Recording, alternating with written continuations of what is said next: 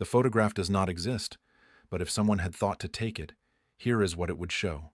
A man standing on a hillside of white and gray rubble, arms loose at his sides, staring at nothing anyone else could see. The year is 1881. The place is a stretch of worked-out mining country above Silver Wash, Colorado, where the earth has been turned inside out and left to bleach. The tailing mounds rise in pale, sullen humps, like the shoulders of something buried. Nothing grows on them. Nothing is supposed to. The man's name is Boone Talbot. He is 42 years old, built narrow and brown, with hands that have done more kinds of work than he can easily count.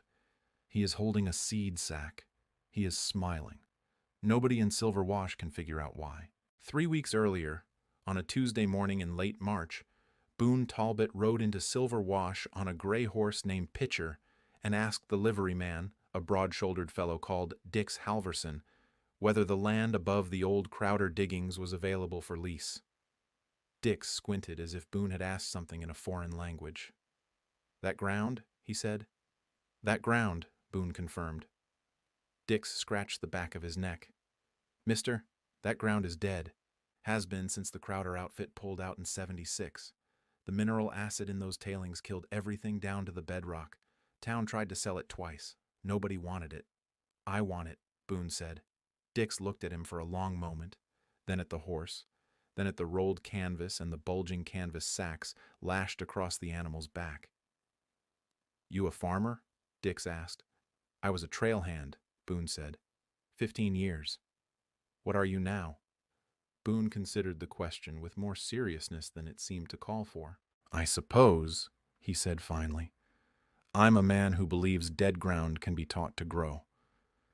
The lease cost him $4.50 for the season, paid to a disinterested clerk at the county land office who didn't bother to ask what Boone intended to do with 40 acres of mineral-poisoned hillside.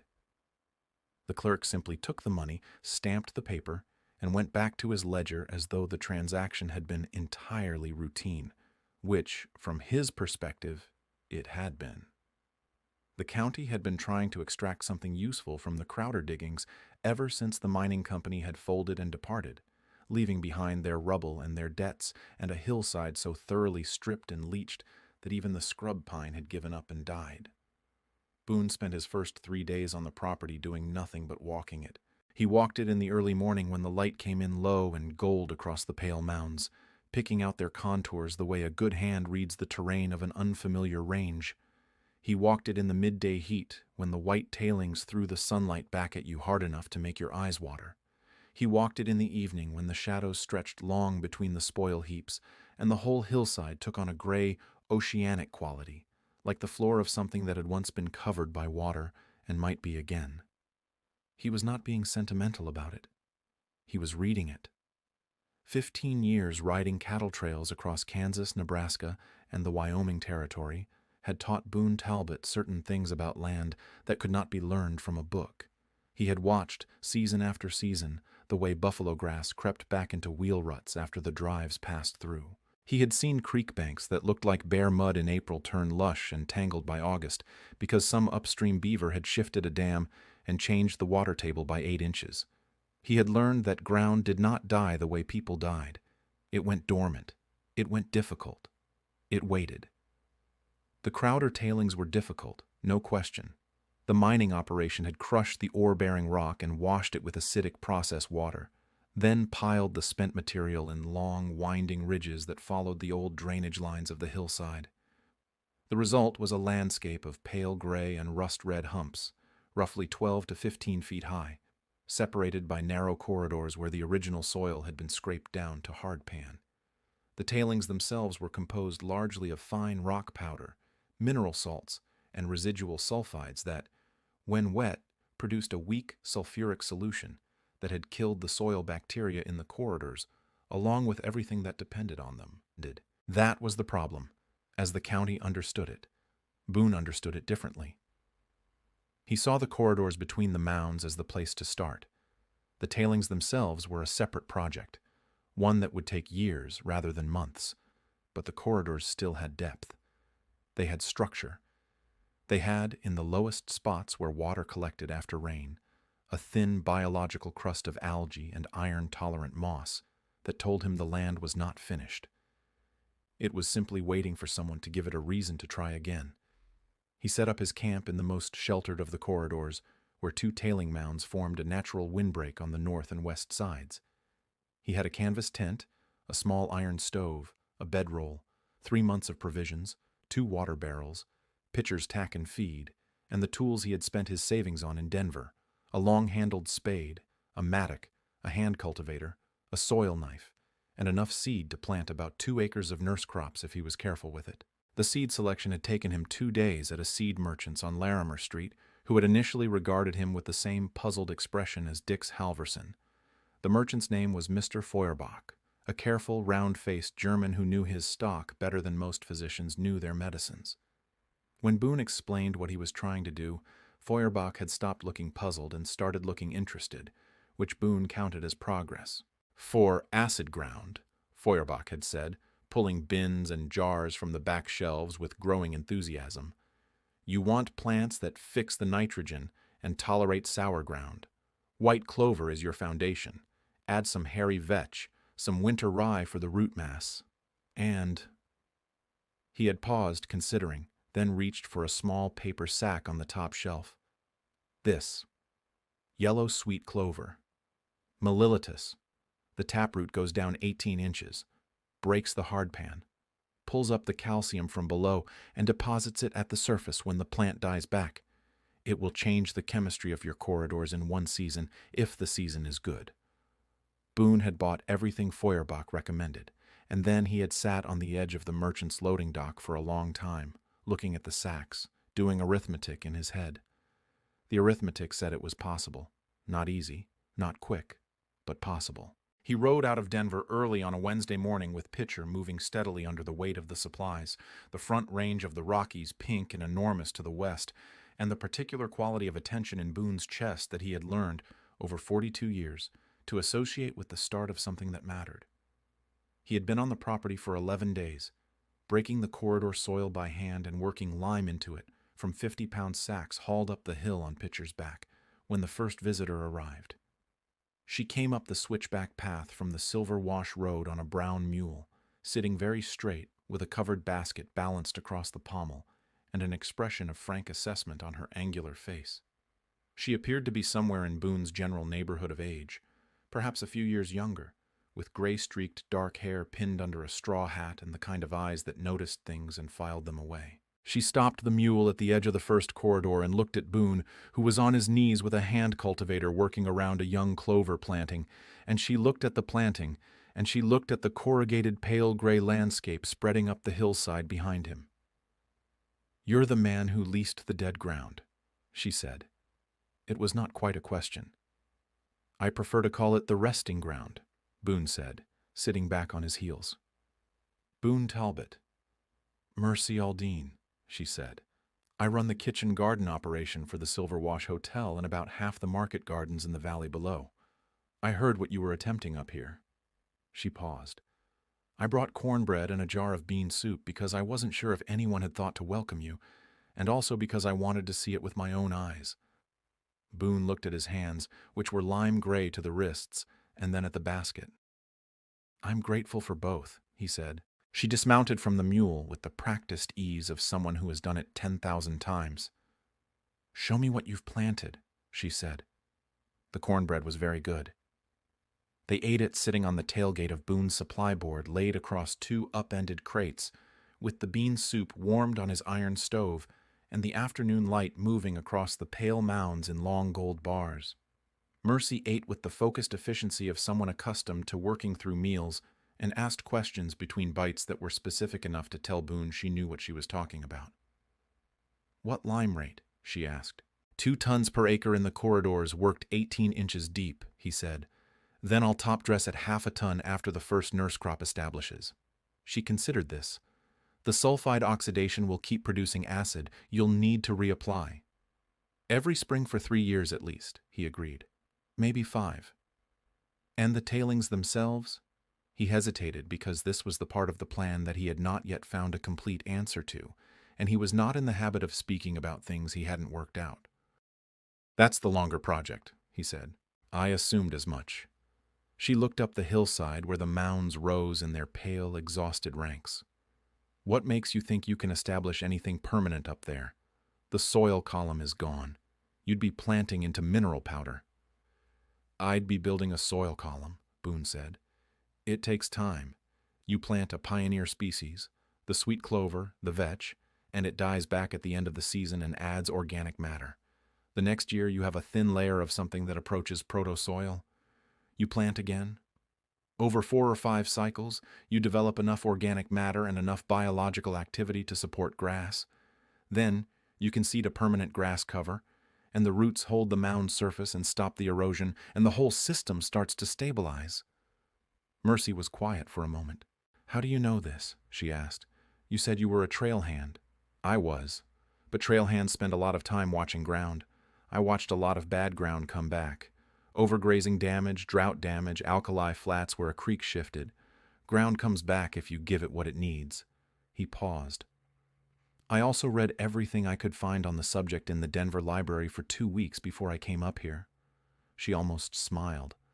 What does the library say about acid mine tailings? Not much that's directly useful, he admitted. Most of the writing is from European coal and tin mining districts. The conditions aren't identical, but the principles hold. You're working from principles rather than precedent. Mostly. She looked at him with an expression that was neither skeptical nor convinced, but something more interesting. The look of a person genuinely weighing something. The soil, she said finally, is what I know best. I've been building soil in this valley for 9 years, since my husband passed and I took over the hotel gardens. The valley ground here is good. Decent loam over clay, good drainage, a reasonable balance. But I've had to build parts of it up from almost nothing after a flood stripped the topsoil from the lower beds 3 years ago. I know how long it takes. I know how discouraging the middle part is, when you've put in all the work and nothing is showing yet. What did you do during the middle part? She looked at her soup. I planted anyway. I told myself that the ground didn't know it was supposed to stay stripped, and if I gave it no reason to remember, it might just forget. Boone felt something in him settle at that, the way a fence post settles when you've finally driven it deep enough. That's exactly it, he said. They were quiet for a little while. The wind moved across the tailing mounds and made a soft, hollow sound that was not quite like any wind Boone had heard in other country. Silverwash is not going to understand what you're doing, Mercy said then. It was said without particular judgment, simply as a fact she thought he ought to have clearly. I got some sense of that from the liveryman, Boone said. Dix Halverson is a reasonable representative sample. People here watch the mining company tear this hillside apart for 11 years and leave it like this. They've decided it can't be fixed. That's a decision that settled in deep. When people decide something can't be fixed, they don't generally appreciate someone arriving to suggest they were wrong. I'm not arriving to suggest anything, Boone said. I'm arriving to plant. The planting will suggest it for you. He considered that. Is that a problem? She thought about it honestly. It might be. People will watch. Some will think you're foolish. Some will come up here and tell you so to your face. Some will want you to fail, not because they wish you personal harm, but because if you succeed, it means the years they spent believing it was impossible were wasted, and that's uncomfortable. And some? He asked because her sentence had implied a remainder. Some, she said, meeting his eyes, will be rooting for you very hard and will be too proud or too uncertain to say so until you give them a reason. She stood up then and began packing her basket with the unhurried competence of someone who knows how much afternoon is left. I'll come back next week, she said. I have some composted kitchen waste from the hotel that's been processing since November. It might be useful to you for inoculating the corridor beds with biological material. That would be very useful, Boone said. Thank you, Miss Aldine. Mrs. Aldine, she said, not unkindly, though I've been 9 years a widow, so either will do. She mounted the mule and rode back down the switchback, sitting very straight, and Boone watched her go with the feeling that something had just begun that he had not planned for, and was not entirely sure how to categorize.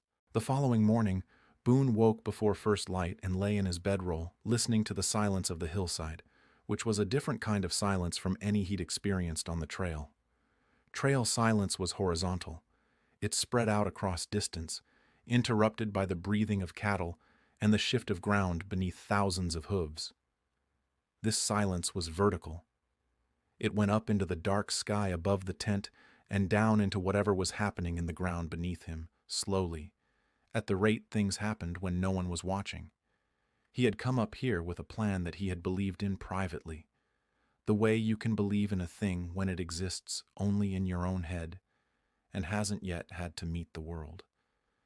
Now it was meeting the world, the acid soil under his knees, the pale mounds that threw back the heat, the people of Silver Wash with their settled conviction that this was dead ground and would stay that way.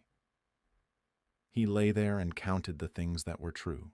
It was true that he had 11 days' work done, and the first clover was already showing as a fine green mist in the nearest corridor bed. It was true that a woman who knew soil better than most had looked at his plan and not told him it was wrong. It was true that the ground beneath his tent had organisms in it, however sparse, and organisms meant the system was not finished. He got up, lit the stove, put water on for coffee, and walked outside to check on the clover in the gray pre-dawn. It was still there. He went back in and put his boots on properly. Mercy Aldine returned the following Tuesday, as she had said she would, with 2 bushels of composted kitchen material in burlap sacks balanced across her mule's back, and in the basket a jar of preserved peaches and a folded piece of paper on which she had written out, in a small, precise hand, her observations about the soil acidity management in the hotel's kitchen garden beds, including the quantities of wood ash she had used to correct an acid problem in the tomato beds 3 years prior. She had not been asked for this. She had prepared it anyway. Boone read it standing in the corridor while she unloaded the compost sacks, and when he looked up she was already knee-deep in the work, spreading the material with a flat spade in long, even strokes, and he had the sudden, clear perception that she was not doing this as an errand of charity or curiosity, but because she actually wanted to, because the problem interested her in the same way it interested him, and because working on difficult ground with a person who understood what you were trying to do was its own particular satisfaction. He folded the paper and put it in his shirt pocket. "The ash quantities are very helpful," he said. "I thought they might be," she said, without looking up from the spreading. They worked through the morning without needing to talk very much at all. By the end of April, Boone had 300 linear feet of corridor beds planted, limed, and inoculated with compost, and the white clover was up an inch across the entire length of the first 2 corridors. The hairy vetch had germinated more slowly, as it tended to do in cool soil, but was showing along the edges of the beds in long, straggling lines that looked from a distance like the beginnings of something deliberate. The yellow, sweet clover, the melilitus that Feuerbach had pressed on him with such enthusiasm, had done something that Boone had not expected. In the lowest corridor, where water collected after rain and the soil stayed damp longer than anywhere else, it had germinated so thickly that the seedlings were crowding each other, a bright yellow-green mat of new growth across soil that had grown nothing for 5 years. He crouched beside it every morning the way some men check a wound, with the careful, focused attention of someone who knows that things at this stage can turn either way. They did not turn. They grew. Pitcher, tethered to a stake at the corridor's upper end, had taken to watching the planting beds with what Boone privately considered an agricultural interest, though he was honest enough with himself to admit that a horse standing still and looking at something was not necessarily thinking about it the way he was. The first person from Silver Wash who came up the switchback to look arrived on a Thursday, a young man in his mid-20s named Cal Pruitt, who worked at the hardware concern on Main Street, and who appeared to have been sent by the collective curiosity of the town, rather than by any particular personal motivation. He stood at the edge of the first corridor and looked at the green mat of clover and vetch for a long time without speaking. "That's actually growing," he said finally. "It is," Boone agreed, "in the tailings ground. In the corridors between the mounds. The mounds themselves are still a project." Cal Pruitt looked at the mounds, then back at the green corridor beds, with the expression of a man doing arithmetic that wasn't coming out the way he'd expected. "Huh," he said, and rode back down. May came in warm and generous, with enough rain in the first 2 weeks to bring the corridor plantings into full establishment and enough dry days between the rains to let Boone work the soil on the upper corridors without the ground turning to paste under his boots. He was working 16-hour days now, and the work had settled into the particular rhythm that demanding physical labor finds when the person doing it stops fighting the pace and accepts it. He woke at 4:30, lit the stove, drank coffee black, and was in the first corridor by 5, turning compost into the newly limed sections of the upper beds while the air was still cool and the light was still coming in sideways across the mounds. He worked until the heat made the upper corridors uncomfortable, then moved to the shadowed sections on the north sides of the mounds, then back out when the afternoon light shifted. He ate at his camp stove twice a day. He slept as soon as it was full dark. Mercy came on Tuesdays and Thursdays now. She had stopped bringing the composted hotel kitchen waste after the first 3 deliveries and started bringing something more useful, herself, and the weight of 9 years of practical soil knowledge applied directly to the specific problems Boone encountered as the plantings moved up the hillside. She was the one who noticed, on a Thursday in mid-May, that the sweet clover in the lowest corridor had developed a pattern of yellowing in its lower leaves that indicated a manganese deficiency rather than the acid stress Boone had assumed. "The lime is neutralizing the acid," she said, kneeling in the corridor with her soil knife working loose a root sample. "Which is what you wanted, but too much lime can lock up manganese and these plants need it. You want a side dress with a manganese sulfate solution. Dilute. Maybe a 1/4 pound per gallon applied to the root zone." "How do you know about manganese deficiency?" Boone asked, looking at the yellowing leaves with the chastened attention of a student shown something he should have caught. "I had a bed of brassicas do exactly this 3 seasons ago," she said.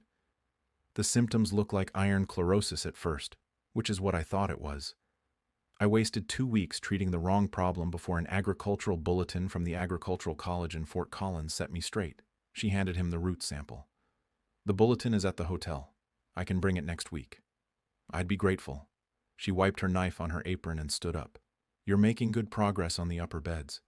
The ryegrass is thicker than I would have expected this early. The soil temperature up there is running a little higher than the lower corridors," Boone said. "The pale mounds reflect and retain heat. I wasn't sure if that would help or hurt. Turns out it helps the rye." She nodded, filing this away with the quiet efficiency that characterized her approach to all new information. "What's your timeline for the mound surfaces?" "Late summer for the first attempt. I want to wait until the corridor beds are fully established so they can start contributing some biological material to the mound bases through water movement." He paused, considering. "And I want to find a better pioneer species for the mound surface than what I brought from Denver. The sweet clover is good for the corridors, but the mounds shed water fast. I need something with a more aggressive root system that can establish in nearly 0 organic matter." "There's a plant," Mercy said, with the tone of someone who has been waiting for the right moment to mention something. "I've seen it growing on the old smelter tailings outside of Leadville. A kind of hairgrass. Deschampsia, I think, is the Latin. Very fine-leaved, grows in dense tussocks. Extremely tolerant of sour ground and low nutrients. I noticed it because it was growing where nothing else would." Boone looked at her. "You've been to the Leadville tailings." "I went specifically to look," she said, as though this were the most natural thing in the world. "After you told me about your project on the mound surfaces, I thought there might be something already growing on similar material that you could use." He was quiet for a moment. "When did you go?" he asked. 2 weeks ago. I took the Thursday stage." The Leadville stage was a 6-hour ride each way. Boone looked down at the clover in the corridor, then up at the pale ranks of the mounds, then back at Mercy, who was looking at the mounds with the same focused, practical attention she gave to everything, as though she was already seeing what they could become, rather than what they were. "Mrs. Aldine," he said. "Mercy," she said, not looking at him. "Mercy," he said. "I don't know how to thank you for that." "You can find me a seed source for the Deschampsia," she said. "That'll be thanks enough." She picked up her basket. "I'll see you Thursday. Bring the manganese sulfate question to the hardware store." Cal Pruitt should be able to order it. She went down the switchback, straight-backed on her mule, into the afternoon light. Cal Pruitt, as it turned out, could not order the manganese sulfate because the hardware concern didn't carry agricultural chemicals. But he listened to the whole explanation with a concentration that went beyond his original brief as informal town correspondent. And he came back up the hill the following Saturday with a man named August Reedy, who ran the General Mercantile and who had, embedded in his vast and somewhat chaotic stock, 3 10-pound tins of manganese sulfate that had been there so long he'd forgotten about them. August Reedy was 60, compact and leather-faced, with the disposition of a man who has spent 40 years watching the boom and bust of mining country and has arrived at a very precise and personal understanding of what lasts and what doesn't. He stood in the green corridor and looked at the plantings for a long time. Then he looked at the mounds. Then he looked at Boone. "You think you can green up those mounds?" he asked. "I think I can establish a grass cover on the mound surfaces," Boone said, "given the right pioneer species and 3 or 4 growing seasons." August Reedy looked at the mounds again with the expression of a man reviewing a long-standing verdict. "I've been looking at those mounds since '76, he said. "They give me a headache." "They give me a project," Boone said. August Reedy sold him the manganese sulfate at cost and threw in a second-hand soil thermometer that he said had been behind his counter since a mining geologist had left it as partial payment for a debt in 1878. "Take it," he said. "It's more use to you than it is sitting there collecting scale." Boone thanked him and applied the manganese sulfate solution to the yellowing sweet clover that same afternoon, mixing it carefully at Mercy's prescribed dilution and working it into the root zone with a hand sprinkler he had improvised from a tin can and a handful of nail holes. The yellowing began to reverse within 10 days, the lower leaves greening up from their bases in a progression that was slow enough to require patience, but unmistakable once you knew what to look for. The town had decided by this point that Boone Talbot was not immediately crazy. This was a significant upgrade from its original position of uninterested dismissal, and it manifested in small, practical ways. Dix Halverson started saving horse manure for him in a separate pile at the livery, free of charge, on the understanding that Boone would haul it. The woman who ran the Silver Wash Hotel's kitchen, a formidable person named Hattie Drummond, who was Mercy's primary business relationship in town, began setting aside vegetable scraps and coffee grounds in a crock by the back door for Boone to collect on his weekly supply runs. These were not declarations of belief in the project. They were the small material kindnesses that people extend when they are watching something and have not yet decided whether it will succeed, but find themselves, despite themselves, wanting to help it along. Boone accepted all of it. Trail work had taught him that what you could not carry yourself, you had to be willing to receive. The first week of June brought an unexpected complication in the form of a letter from the county land office, forwarded from Silver Wash's post agent and addressed to the occupant of the Crowder tailings lease. The letter informed Boone that a party by the name of the Territorial Mineral Development Company had submitted an inquiry to the county regarding the potential releasing of the Crowder site for exploratory reprocessing of the tailings material, using a new amalgamation process that the company claimed could recover residual gold values from the spent ore. The letter was not a notice of eviction. It was, as Boone read it twice sitting at his camp table, a notification that his lease was under review and that the county would make a determination regarding renewal by the 1st of August. He put the letter on the table and looked at it for a while. The clover was established in 4 corridors. The vetch was 2 weeks from its first cutting, after which it would be turned back into the soil to release its fixed nitrogen. The upper corridor beds were seeded with winter rye and had germinated reliably. He had located a seed source for the Deschampsia hairgrass through Feuerbach in Denver, and a small experimental planting of it on the first mound surface was 3 weeks old and looking, against all precedent, tentatively viable. 3 weeks from now was too soon to show anyone anything conclusive. He rode down to Silver Wash that afternoon and found Mercy at the hotel kitchen garden, staking tomato plants with the focused, unhurried competence that seemed to characterize everything she did. He told her about the letter. She listened without interrupting, finished the stake she was working on, and straightened up. "So we need the hillside to look like something before August 1st, she said. We need it to look like something worth keeping, Boone said. She considered the tomato plants, then the sky, then some private calculation. Then we have work to do, she said. Tell me what you need. What he needed, and what he had not known how to ask for before the letter made the asking necessary, was help. Mercy understood this without being told in so many words. She appeared at the hillside the following morning at 6 o'clock with 3 people behind her. Cal Pruitt, who had taken his Saturday off, Hattie Drummond's nephew, a broad-shouldered 17-year-old named Jonas, who had been recruited on the understanding that he would be fed lunch, and August Reedy, who announced that he had left his son-in-law minding the mercantile and that he intended to be useful or die trying. They spent 3 days on the hillside together. What got accomplished in those 3 days was more than Boone could have managed in 3 weeks alone, and not merely because of the additional labor, though that mattered enormously. It was something about the quality of work that happens when several people who each know something different are applied to the same problem. Mercy directed the soil work in the upper corridors with an efficiency that left Boone simultaneously grateful and slightly humbled. Cal Pruitt, who turned out to have grown up on a wheat farm in eastern Colorado before his family lost it to drought, had an instinctive understanding of seed placement and spacing that made his corridor seeding work twice as productive as what Boone could do alone. August Reedy, who had been a carpenter before he was a merchant, built Boone a cold frame from scrap lumber he'd brought in his wagon, a low, glass-topped structure for starting seedlings in protected conditions that would allow Boone to get the Deschampsia grass established in quantity before transplanting it to the mound surfaces. Jonas Drummond moved 40-pound bags of lime without apparent effort, and cheerfully did whatever was asked of him, which was its own considerable contribution.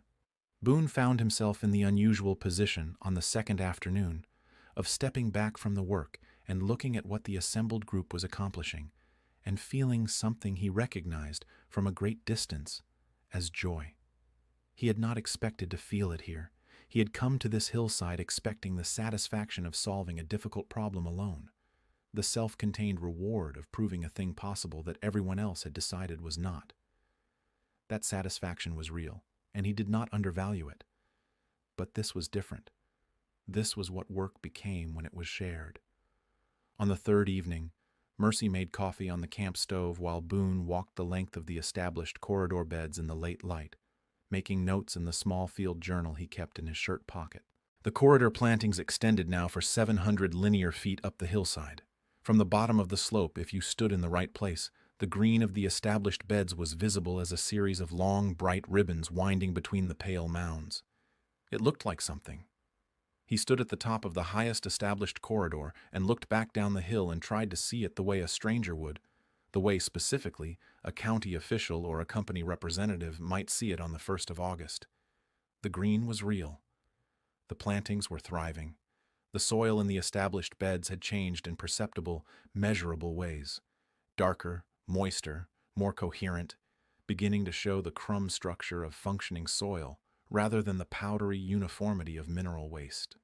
The Deschampsia seedlings on the first mound surface were thin and sparse, but alive, which was more than anyone had managed on the Crowder tailings in 5 years of looking.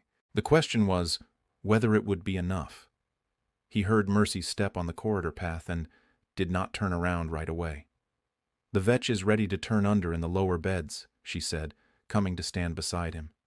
"If we do it this week, it'll release nitrogen in time to benefit the midsummer plantings. We'll do it Monday," he said. A pause. "How does it look?" she asked. She meant the hillside, from up here, overall. "Like a start," he said, "not a finish. A start is honest. The county may want a finish." She was quiet for a moment. The county will see what's in front of them. What's in front of them is ground that was producing nothing and is now producing something. That is a fact they can observe, regardless of what the Territorial Mineral Development Company is offering. Boone looked at the pale mounds, enormous in the late light, rising above the green corridors like something that was gradually, with every week, becoming less overwhelming and more manageable. "I need to write to the county," he said. "Document the work, soil test results, planting records, a summary of what's been established, and the projected timeline for the mound surfaces." "I can help you write it," Mercy said.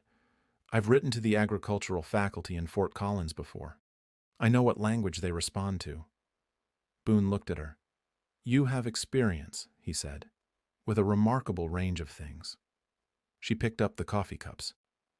9 years of being your own solution to every problem, she said, tends to expand the range. They wrote the county letter together at the camp table on Sunday evening, a lamp between them and the field journal, and Mercy's careful notes spread out on either side. Boone wrote the technical sections in his plain, precise hand, soil acidity tests taken at monthly intervals, showing a marked reduction in the sourness of the corridor beds since liming, germination rates for each species, linear footage of established plantings, estimated organic matter accumulation based on the vetch biomass turned under. Mercy wrote the contextual framing, what this land had been, what comparable reclamation work had achieved in European mining districts, what the trajectory of the current work suggested about the hillside's potential over a 5-year horizon. The letter was 4 pages. It was factual, specific, and confident, without overclaiming. When they read it back aloud together by lamplight, checking for errors, Boone found himself thinking that it was a better document than either of them could have produced alone, which seemed like it meant something about the value of working in combination, though he was not yet sure exactly what he intended to do with that observation. He mailed the letter Monday morning at the Silver Wash post office, along with a formal request for a site visit from Commissioner Forsyth prior to any decision on the lease renewal. The post agent, a thin, attentive man named Mr. Ogilvy, who read everyone's outgoing correspondence with a thoroughness that was technically not within his role, but practically unavoidable in a town of Silver Wash's size, looked at the address on the envelope with visible interest. "Trouble with the lease?" he asked. "A question about the lease," Boone said, "which I believe will resolve itself satisfactorily." He said this with more certainty than he fully felt, which was sometimes the correct approach to a thing you needed to be true. Mr. Ogilvy stamped the letter with the solemn ceremony he applied to all his official duties. "Folks have been talking about that hillside," he said, "saying it's coming green." "It is," Boone said. "They say a woman from the hotel garden is up there helping." "Mrs. Aldine has been very generous with her expertise," Boone said. Mr. Ogilvy stamped another stamp that was not technically required, a habit he had when he was processing information. He said, and filed the letter in the outgoing bag. Commissioner Forsyth arrived on the 14th of June, a Tuesday, at 10 in the morning. His name was Harold Forsyth, and he arrived alone on a bay horse wearing a good coat that was already showing the altitude dust of the switchback path by the time he reached the first corridor. He was a man of about 50 with a bureaucrat's careful face and the eyes of someone who has been shown many things that people wanted him to see and has learned to look slightly to the side of whatever is being directly presented. He dismounted, tied his horse, and walked the length of the first established corridor without speaking. Then the second, then the third.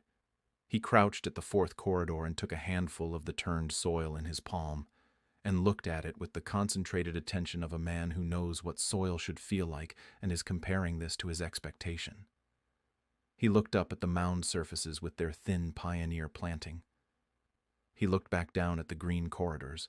"The Territorial Mineral Development Company," he said, standing and brushing his palm on his coat, "has offered the county $800 for the right to reprocess these tailings."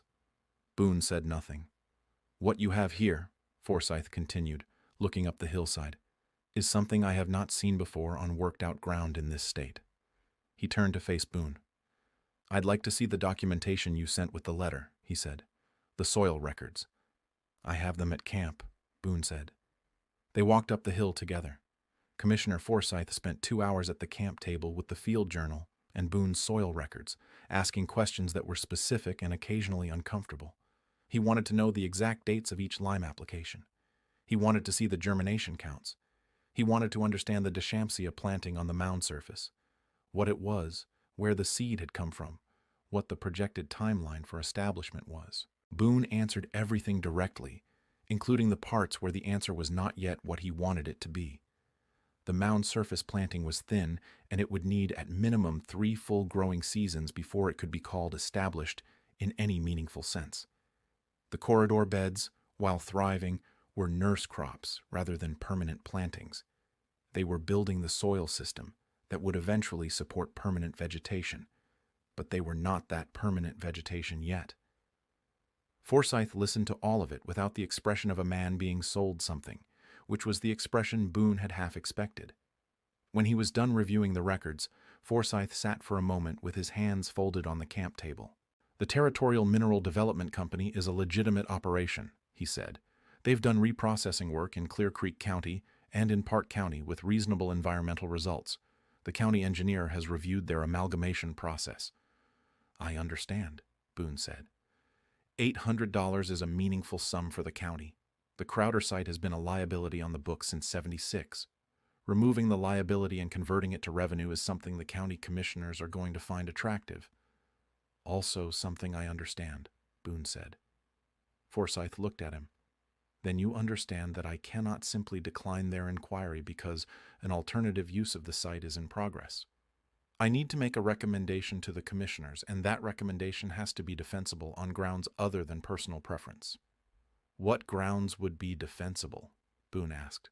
"Environmental value, demonstrated with evidence," Forsyth said.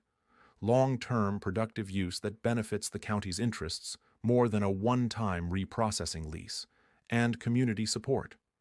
The commissioners pay attention to community sentiment, particularly in an election year." He paused. "I'll tell you honestly, Mr. Talbot, what you're doing here is interesting to me. I've been looking at stripped mining ground across this state for 12 years, and I've never seen anyone successfully establish vegetation on acid tailings. If you can demonstrate that this is genuinely a working reclamation with a realistic completion timeline, I can make a recommendation for lease renewal on grounds of public environmental benefit. But I'll need documentation that is more formal than a field journal. I'll need soil analysis from the Agricultural College in Fort Collins. Not your notes, a certified analysis. I'll need a formal reclamation plan with defined milestones. And I'll need it on my desk in Denver by the 28th of July. Boone calculated. That was 6 weeks. "The Agricultural College is in Fort Collins," he said. "I know where it is. I can have soil samples there within the week. Getting a certified analysis back in time will depend on their schedule." "I'd write to them today if I were you," Forsyth said. He stood, buttoning his coat. "The commissioners meet on the 1st of August. I intend to present a complete picture of what's happening on this site, positive and negative, and let them decide. What I can promise you is that I will present it honestly." He walked to his horse, mounted, and looked back at the green corridors winding between the pale mounds. "It is quite striking," he said, "from up here, the green against the gray." "It gets more striking every week," Boone said. Forsyth nodded once, turned his horse, and rode down the switchback. Boone stood at the top of the corridor path and did the arithmetic. He needed certified soil analysis. He needed a formal reclamation plan. He needed, apparently, community support, which meant Silver Wash's settled opinion that this was dead and useless ground needed to change in 6 weeks from a headache to a point of local pride or, at minimum, local interest. He went to find Mercy. She was in the lower corridor turning the vetch under, working the mattock with a steady rhythm, and she listened to the entire account of the commissioner's visit without stopping work, which Boone had learned meant she was processing seriously rather than dismissing. When he finished, she straightened up and looked at the turned-under vetch, dark green against the darker amended soil. "6 weeks is tight," she said. "Yes. But the soil in the lower corridors is far enough along that it would test well at the Agricultural College. The ground is close to workable. The organic matter is building. The biology is establishing." She paused. "It might actually be a good result." "A good result from the station helps with Forsyth's documentation," Boone said. "The community support is a different problem." Mercy looked at the mounds, then at the green corridors, then at something only she could see. "I have an idea about the community support," she said. Mercy's idea was simple enough that Boone initially questioned whether it would be sufficient, and complex enough in its execution that he quickly understood why she hadn't attempted to explain it all at once. She proposed an open day on the hillside, a Saturday in early July when most of Silver Wash's residents would be free from their weekday occupations, during which anyone who wanted to come up and see what was happening on the Crowder ground would be welcome to do so, and during which, specifically, she would bring food. "People will come for the food," she said. "They'll stay for the ground. And when they've seen it with their own eyes and talked about it on their own terms, it stops being something they heard about from someone else and starts being something they know." This was a more sophisticated understanding of human nature than Boone had expected, and he said so. "I've been feeding people in this valley for 9 years," Mercy said. "I know what makes them stay and talk." The open day was set for the 12th of July. Mercy handled the organizing of it with the same systematic competence she applied to her kitchen garden. She told Hattie Drummond, who told everyone who came through the hotel dining room. She told August Reedy, who told everyone who came into the mercantile. She told Dix Halverson, who told everyone at the livery.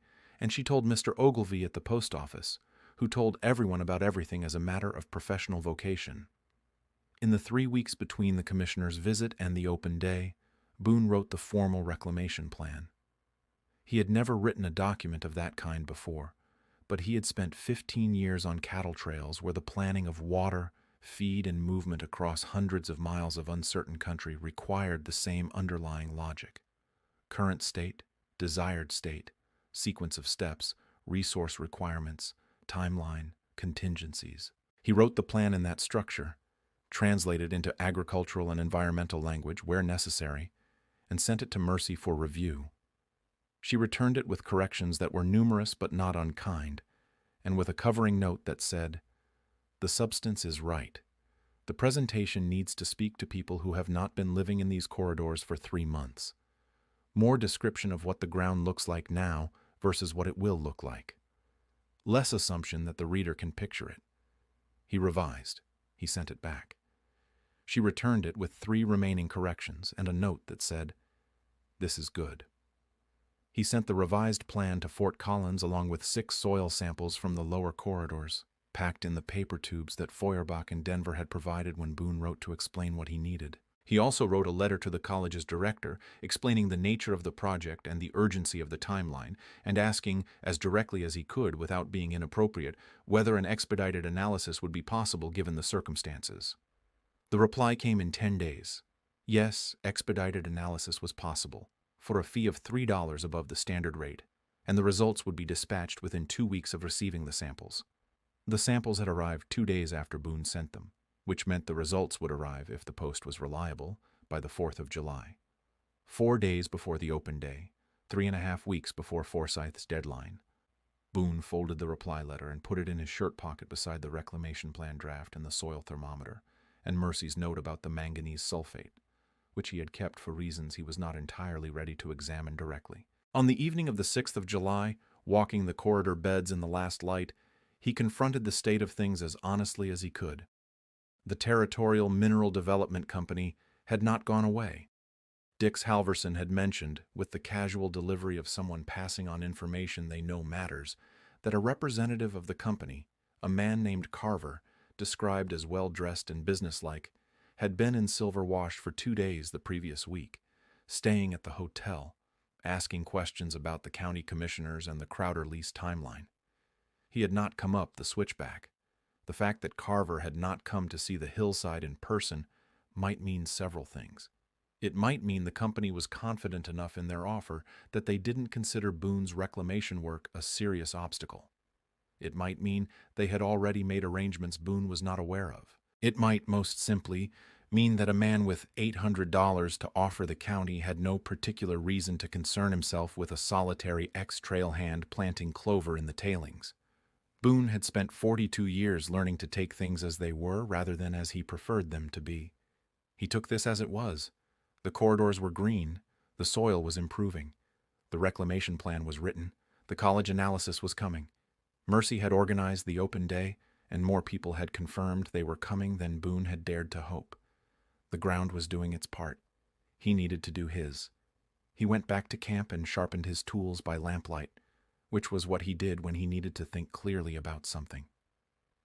The college analysis arrived on the 5th of July, 1 day late, in a large envelope addressed with the formal precision of an institution that took its correspondence seriously. Boone opened it at his camp table early in the morning with coffee and the sound of the wind across the mounds, and read it twice. The lower corridor soils had tested as only faintly acidic, a striking change from the sharply sour ground he had first dug into in March. The organic matter content had risen to a level the college's accompanying notes characterized as consistent with workable agricultural soil. Nitrogen was low but present and building. The report also described the samples as showing clear signs of active biological recovery. The analysis also included, unbidden, a paragraph from the station's soil scientist that read, in its restrained professional way, as something close to amazement. The scientist, a Dr. Ambrose Holt, wrote that the reduction in acidity documented in the samples was among the most rapid he had observed on acid-mining substrate, and that if the methodology could be replicated, it represented a potentially significant contribution to reclamation science. Boone read this paragraph 3 times. He was not a man who was easily moved by praise, having spent most of his life in occupations where the standard of approval was whether the cattle reached the railhead without losing weight. But he sat with this paragraph for a long moment, alone at his camp table above the green hillside, with the morning light just touching the tops of the mounds. Then he put the analysis in his document folder, saddled Pitcher, and rode down to Silverwash to find Mercy. She was in the hotel kitchen garden when he arrived, harvesting the first of the summer lettuce. He dismounted and handed her the college envelope without preamble. She read it standing in the lettuce bed, still holding her harvest basket, and he watched her face go through a sequence of expressions that was unusually transparent for a person who generally kept her reactions interior. When she reached Dr. Holt's paragraph, she looked up. Potentially significant contribution to reclamation science, she said. That is what it says, Boone said. She looked at the paragraph again. He would want to know the methodology, she said. I thought the same thing. I was going to write to him after the open day. She looked at the letter, then at the hillside visible above the town, then at Boone. Show me the full analysis, she said. They spread the college documents across the kitchen garden's potting bench and went through them page by page, Mercy asking questions and Boone answering them, and the analysis they produced together was better than what either of them would have arrived at alone. By mid-morning, they had identified 4 specific data points to present at the open day, points that would be comprehensible to people who knew nothing about soil science, but who knew the difference between something working and something failing. The college's finding that the lower corridors had moved from sharply sour ground toward nearly workable soil, a before and after anyone could understand. The green corridors visible from the road below the switchback, something anyone could see. The Deschampsia grass on the first mound surface, sparse but alive, something no one would have thought possible 6 months ago. Dr. Holt's paragraph, which Boone intended to read aloud, not to boast, but because the voice of an outside expert saying this is real and it matters would carry differently than anything Boone could say about his own work. Mercy made the decision, while they were talking, to write to Dr. Holt directly and invite him to visit the site. It was the kind of decision she made the way she made most decisions, quietly and without announcement, a step that had been following logically from the previous ones, and that she had simply been waiting for the right moment to take. He's in Fort Collins, Boone said. That's a considerable journey for a letter invitation. He's already interested, Mercy said. Read the paragraph again. Boone reread it. She was right. The paragraph was not the language of routine professional courtesy. It was the language of a scientist who has encountered something unexpected and is restraining his excitement with the visible effort of professional decorum. He might come, Boone said. People come to things that are real, Mercy said. We just have to make sure everyone knows this is real before August 1st. She wrote the letter to Dr. Holt at the potting bench, while Boone prepared his open day presentation notes, both of them working in the warm, productive silence that they had been developing since early May, and that Boone was beginning to understand was not merely a working arrangement. It was something he hadn't had in a long time and hadn't known he missed. He did not say this yet. There was work to be done, and he was a man who finished what was in front of him before he allowed himself to look ahead. The representative from the Territorial Mineral Development Company, the man named Carver whom Dix Halverson had described, appeared in Silverwash again on the 8th of July, 4 days before the open day. This time, he came up the switchback, He arrived at mid-morning on a well-groomed black horse, wearing a coat that was too good for the dust of the trail and the expression of a man who has assessed many situations and is assessing this one. He was perhaps 45, clean-shaved, with the compact, purposeful bearing of someone accustomed to getting what he came for. He looked at the green corridors for approximately 45 seconds. Then he looked at Boone. "You've done more than I was led to expect," he said. His voice was even and professional. The county clerk implied this was a speculative planting. "It's active reclamation," Boone said.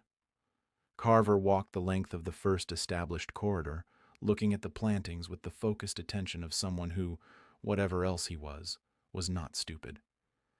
He crouched at the clover bed and looked at the soil. He stood and looked at the mounds with their thin pioneer grass. "Our process," he said, "would take 6 months. We'd reprocess the tailings material, recover the residual mineral values, and leave the site graded flat. The county gets $800 in a cleared site." "The county gets a stripped hillside," Boone said. Again, a pause. "You'd have a clear legal right to the site until August 1st, Carver said. "After that, the county decides." "I understand the timeline." Carver looked at the hillside once more. The long green ribbons of the corridor plantings, the pale mounds rising above them, the thin, tentative green on the surface of the nearest mound. "It's unusual work," he said finally. He was not being unkind, only accurate. "I haven't seen it done before." "It hasn't been done before in this state," Boone said. "That's one of the reasons I'm doing it." Carver mounted his horse and straightened his coat. "The commissioners will make their decision on the evidence," he said. "As will we." He looked at the corridors one final time. "I hope your open day goes well, Mr. Talbot. I understand there will be food." He rode down the switchback without looking back.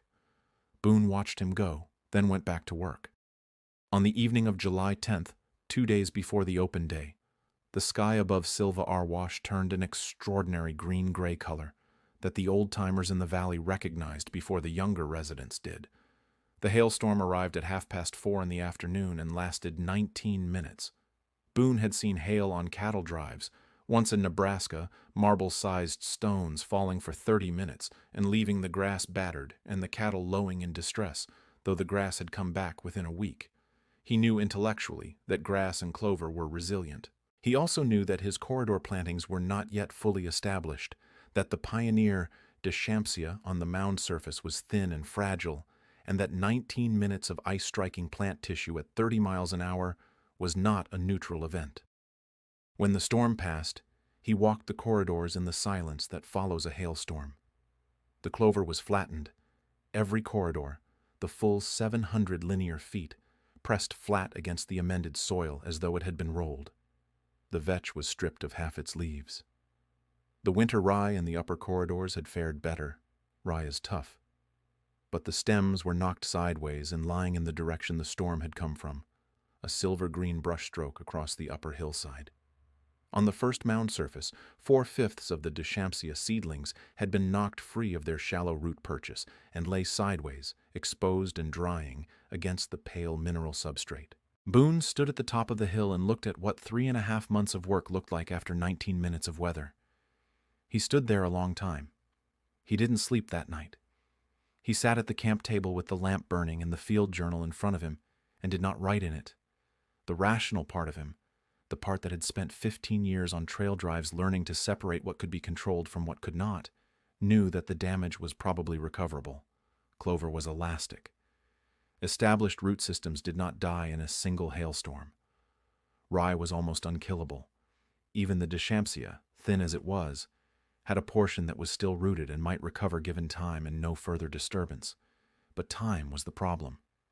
The open day was in 48 hours. The commissioner's deadline was 3 weeks away. The hillside, which he had been planning to show to Silver Wash in its current state of green and growing promise, was now a demonstration of what weather could do to fragile new plantings in open ground. He sat with this for a long time. He had been on drives where a river crossing went wrong, where cattle entered the water at the wrong angle or the far bank was undercut, and the whole herd was suddenly swimming in panic across a current too wide for the lead animals to see the end of. In those situations, the worst thing a hand could do was freeze. Freezing didn't help the cattle. It didn't help the men. It just meant there was one more frozen person where an active one was needed. You rode into the water. You did what you could. The river didn't care about your plans. He opened the field journal and began writing. He wrote a complete assessment of the storm damage, corridor by corridor, plant by plant, as accurately as he could by lamplight and memory. He wrote the distinction between surface damage, the flattening and leaf stripping that looked catastrophic and was likely temporary, and structural damage, meaning root loss or soil erosion, which was real in places but not total. He wrote, with as much honesty as he could manage, what the open day would look like now versus what he had hoped it would look like, and what the difference meant for the county decision. Then he wrote something he had not intended to write, which was a section that began, "The thing that I have learned in 3.5 months on this hillside." He wrote, "That ground does not recover all at once or in a straight line. It recovers in the spaces between setbacks. It recovers when it isn't being watched. It recovers because the organisms inside it, the bacteria, the fungi, the earthworms slowly moving in from the corridor edges, the root systems holding the amended soil together against the next weather event, do not consult a calendar or a lease deadline or a competitive bid from a mineral development company. They simply continue the way organisms do, because continuing is what they know." He wrote, "I came here to teach dead ground to grow. What it is teaching me is that growing and losing ground are not opposites. They are the same process, moving at the same time, and the job is to stay in the field." He closed the journal. He slept 3 hours. He went out at 4:30 to check on the clover. The clover was standing up. Not all of it. The worst flattened sections in the upper corridors were still down, and those would take a few more days. But the lower corridors, which had been planted first and were most fully established, had begun to recover their posture in the 9 hours since the storm. The stems were still bent, the leaf surfaces still showing the cellular bruising that hailstrike caused, but the plants were vertical again, or near enough, reaching toward the gray pre-dawn sky with the unconscious, obstinate competence of things that have been growing longer than any individual storm. Boone stood in the lower corridor in the dark and looked at the standing clover and felt something reset in him, the way a dislocated joint resets, suddenly, with a small, clear shock, and then functional again. He rode down to Silver Wash before the town was awake and left a note at the hotel for mercy. He did not explain the damage in detail. He wrote, "Storm hit the hillside, lower beds recovering. Mound surface needs work. I'll need you and whoever you can bring, today and tomorrow. Bring the flat spades. I'll have coffee." He rode back up the hill. By the time Mercy arrived 2 hours later with Cal Pruitt and Jonas Drummond and, unexpectedly, August Reedy, Boone had already replanted 80 linear feet of the mound surface Deschampsia by hand. What happened in the 36 hours before the open day was the kind of work that Boone later found difficult to describe accurately, not because it was complicated, but because the simple facts of it didn't fully convey what it felt like to be inside it. They replanted the mound surface together, all 5 of them, working in the early morning light with the flat spades and the hand trowels and the remaining Deschampsia stock from the cold frame that August Reedy had built. The seedlings were small, each one no wider than a finger, each one requiring careful individual placement in the pale mineral substrate, pressed down and firmed with the heel of the hand to re-establish root contact. It was slow work, the kind that made your back ache and your eyes blur from the concentration required to do it correctly rather than quickly. Mercy worked beside Boone on the mound surface, and they moved in the synchrony of people who have been working in close proximity long enough that they have stopped needing to negotiate space. By mid-morning, the mound surface planting was restored and watered in with 2 buckets hauled from the camp water barrels. In the lower corridors, the clover and vetch were recovering without assistance, standing progressively more vertical with each hour of daylight, as the plant cells repressurized and the stems regained their structure. By afternoon, the lower 3 corridors looked, if you did not look too carefully at the bruised leaf surfaces, very nearly as they had before the storm. The upper corridors were more honest about what they had been through. The rye was up but kinked. The sweet clover was recovering more slowly than the white. There were sections of the fourth and fifth corridors where the soil surface had been disturbed enough by the hail impact that the seedling mat was ragged and thin. Boone made the decision, at about 3 o'clock on the afternoon of July 11th, that he would not try to hide this. He told Mercy. She looked at him and said, "Good." He told Cal Pruitt and August Reedy, who both nodded without apparent surprise, as though this was what they had expected of him, and they were confirming that their expectation was correct. "People in Silver Wash know what a hailstorm looks like," August Reedy said. "They also know what ground looks like the day after one versus what it looked like before. If they can see that the plantings are resilient enough to come back in 24 hours, that tells them something true."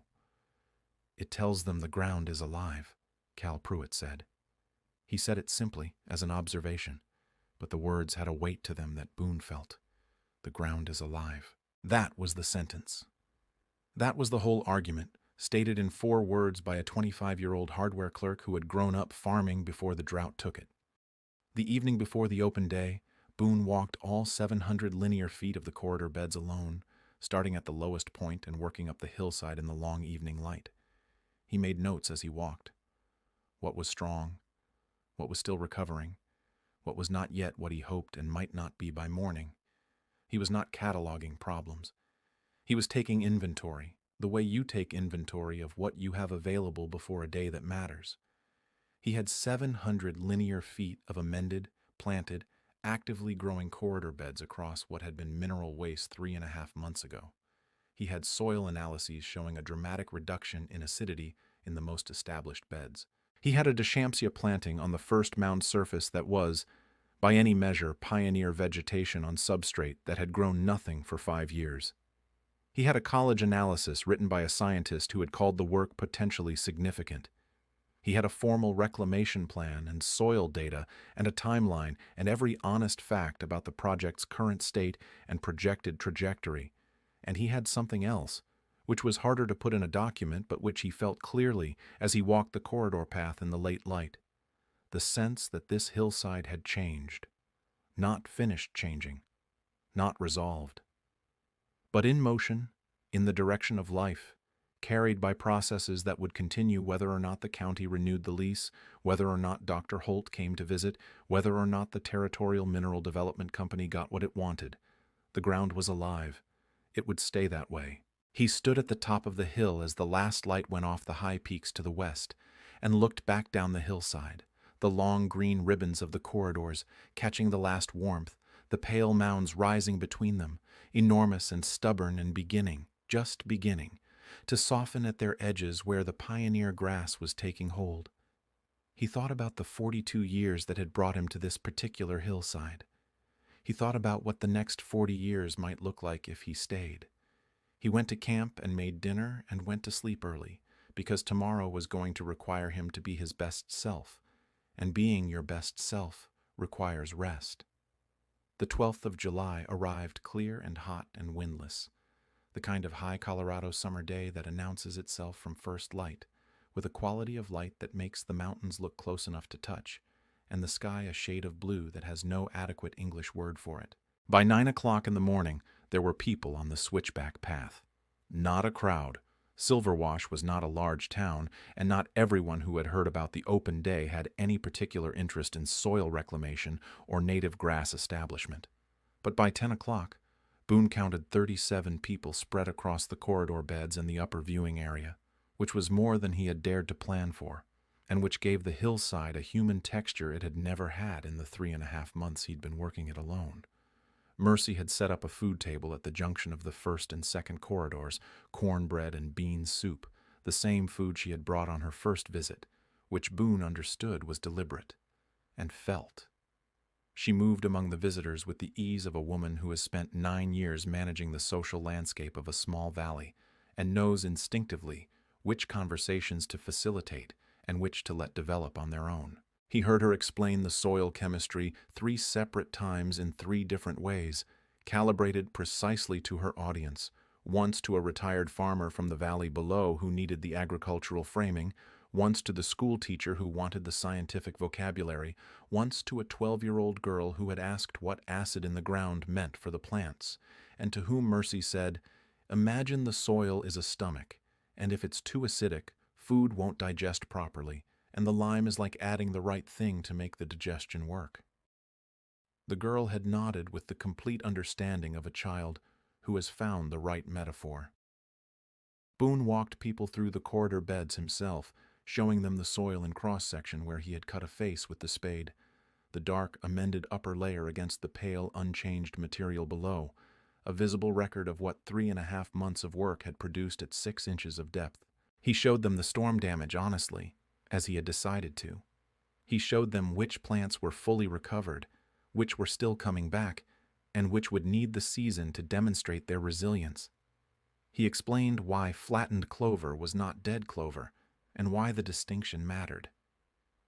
August Reedy stood at the base of the first mound and told anyone who would listen, in the authoritative tone of a 60-year-old man who has been in this country a long time and has decided this thing is real, that he had been looking at those mounds since '76 and had never once believed anyone would get anything green to grow on them, and that he had been wrong about that, and that being wrong about it was one of the more pleasant surprises of a life that had not been without its surprises.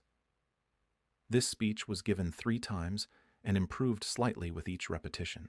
Cal Pruitt walked a visiting rancher named Hewitt from the valley through the upper rye corridors, explaining the nurse crop cycle with the confident fluency of someone who had listened carefully enough to understand and had taken quiet personal ownership of the project in a way that was both touching and useful. And Commissioner Forsyth arrived at 11 o'clock, unannounced, on his bay horse. He did not announce himself to the crowd. He tied his horse at the lower end of the switchback and walked up alone and stood at the edge of the second corridor for a long time, watching the people move through the beds and listening to what they were saying. Boone saw him there and went over, and they walked the beds together in a quieter version of the commissioner's first visit, except that this time Forsyth was seeing the same things he had seen before, with 37 people on the hillside between them. And the difference that made was considerable. At the end of the walk, at the top of the viewing area above the highest established corridor, Forsyth looked back down at the full extent of the planted hillside. "The community support criterion," he said. "Yes," Boone said. "I see it," Forsyth said. They stood there for a moment. "I can make a recommendation," Forsyth said. "I cannot guarantee the commissioner's decision, but I can make a recommendation on the evidence available to me, which includes what I saw on my first visit, what I'm seeing today, and the college analysis, which I received a copy of from Fort Collins." He paused. Dr. Holt apparently found it sufficiently interesting to send me a note separately, expressing his support for the continuation of the work. Boone looked at him. "Dr. Holt sent you a note?" "Apparently Mrs. Aldine wrote to him," Forsyth said, with an expression that was almost amusement. Boone looked down the hillside to where Mercy was explaining soil biology to the schoolteacher, clear-voiced and precise, with her basket over one arm and the afternoon light across her face. "She did mention that," he said. "The commissioners met in Denver on the 1st of August, and the decision came back to Silver Wash by telegraph on the 2nd, a Thursday, the same day of the week on which Boone had arrived in Silver Wash in late March. The lease was renewed. The Territorial Mineral Development Company's inquiry was declined on grounds of competing public environmental interest. The renewal was granted for 3 years at the same rate, with an option to extend to 5, and included, at Commissioner Forsyth's specific recommendation, a clause inviting coordination with the Agricultural College in Fort Collins for documentation of the reclamation methodology. Boone read the telegraph form twice at Mr. Ogilvy's counter while Ogilvy watched with the barely contained attention of a man who had been in the information business too long to pretend he wasn't deeply interested. "Good news?" Ogilvy asked. "The best kind," Boone said. "The kind you earned." He rode up the switchback to the hillside and walked the corridor beds in the morning light, which by August had changed from the tentative green of spring plantings to the dense, established green of growth that has decided to stay. The clover was in its second flowering. The vetch, turned under and replanted, was showing its 3rd generation. The winter rye in the upper corridors had reached knee-height, thick and resilient, and the root mass in the amended soil below it had begun to do the slow, invisible work of restructuring the upper soil horizon. On the first mound surface, the Deschampsia hairgrass was no longer sparse. It had spread, tussock by tussock, across the entire planted section, a fine-bladed silver-green mat anchoring the pale mineral substrate beneath it with 10,000 thread roots, and at its edges, the places where it met the corridor beds, the boundary between living and not living ground was moving, in the unhurried, absolute way that biology moves when it has found the conditions it needs. He walked to the highest point of the hill and looked down. The green corridors, the pale mounds. The mounds not so pale now at their lower slopes, where the pioneer grass and the spreading clover from the corridor edges were beginning the same slow work on the mound bases that had already transformed the corridors. He thought about the photograph that had never been taken, the one from the opening of this story, the man on the pale hillside holding a seed sack and smiling for no reason anyone could figure out. He was still smiling.